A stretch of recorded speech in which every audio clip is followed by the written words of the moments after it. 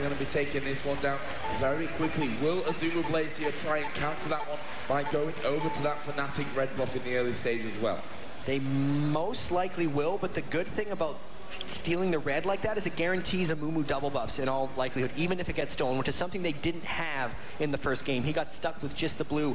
Immediately, though, Helios gonna get seen by that ward, whether he wants to gank Evelynn or go for red. I don't know if there's anything that Fnatic could do to stop it, though. So we are seeing a bunch of whole different things going on. Duo lane's gone up the top. We do see Helios coming in towards the red, so Helios is going to try and steal the red away here. They have pinged it, but nobody's really reacting to it, so they realize that that's going to happen. Meanwhile, N-Rated has come around to help out Cyanide on that blue buff. Of course, he used the smite to steal on the red buff. Cyanide will pick that blue up, and lanes start to level themselves out. So, Jack, a lot of lanes, take us through them top to bottom. So up top, finally we're going to see a 2v2 lane, as there's actually a gank coming down mid that misses XPK just barely. In all honesty, this mid lane between Ryze and Kassadin, since the Season 3 changes with the Crystalline Flask, is going to be a lot easier for Kassadin to deal with, but it's still a big advantage for Ambition on Ryze. There we see initial damage being put out, not really denting Ambition at this stage, who does have that level advantage. We saw that yellow start going a little bit low in this top lane. Obviously gonna have that extra power early on, but we talked about the whole KaG affair in the earlier game as well. This time he's got a Nunu for that blood boil steroid. And Yellowstar really has to make that Caitlyn pick work. They used their first pick on Caitlyn. They really value that right now.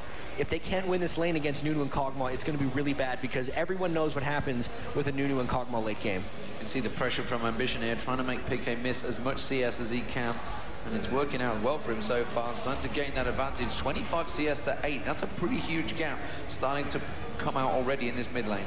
And it seemed like Peke might have been able to hold a little better in this. I've seen him do it better in the past, but it must have been the matchup being poor, plus the gank from Helios early that's putting him back. And we've got a couple of things setting up here. Cyanide down the bottom, actually will land the bonus toss here. Can they deal with Flame? Ignite goes down, Cleanse and the flash used in unison there by Flame to get himself out and safe. And we see a mirror gank coming up top. Helios going to try to get into that next brush. There are no wards here, so if he lands a good rupture onto Yellowstar or Unrated, or if Fnatic tries to go in because they have a bit of an edge here, we could see a great gank. They're both in position for a rupture. N-Rated going to face check straight towards Helios. He takes the silence, the rupture comes through. It might be N-Rated going down. That mana shield's going to...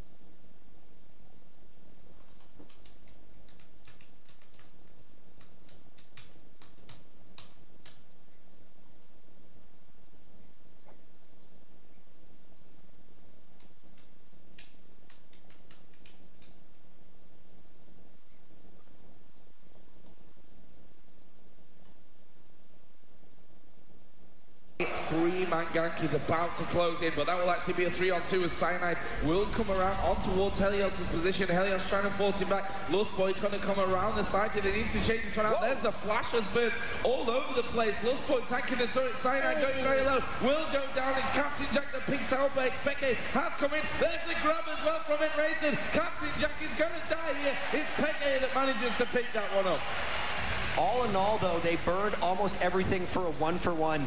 Expeke teleported into the ward in the lane, then flashed over the wall to get something done. He almost finished off Helios, but then decided to get the guaranteed kill in Captain Jack. A good comeback kill for them, but early on they are losing fairly badly. If you look at that 8.2 to 6.8k, that's pretty big for 6 minutes in. Yeah, and it's that mid lane and the bottom lane, really, the double the CS in both lanes. That does not spell a good start. And well, when KaG's keeping up with Caitlyn in the early levels as well, that can only spell trouble for them. So Fnatic needs to start pulling something out in lane. They have got a very mobile team. They could definitely create things. Fnatic thrives on roaming around and the team fight slash just fighting phase, I guess you would call it, because you saw in the last game, the lanes were actually in favor of Azubu, and then Fnatic took it over. In the first game, they never got out of that phase, so it was really struggling for them. And with this composition they picked, having Eve and Kassadin, they're all about roaming around and fighting.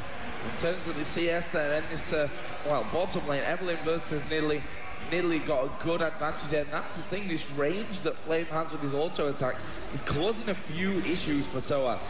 Well, Evelynn is not typically seen as a solo long laner, so it's a tough matchup to begin with for Soaz, and we know what Flame did to Fnatic in the first game, so that's going to be trouble all game long for Fnatic.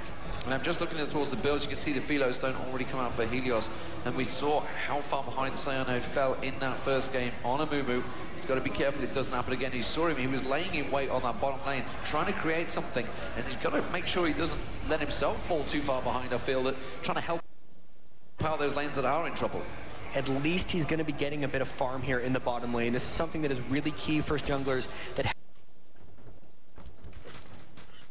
had a bit of a slow start, is to make sure they get this farm in lane. The Razor is a bit of an odd choice. I haven't seen that much on a Mumu. You usually see either Philosophers or a Spirit Stone.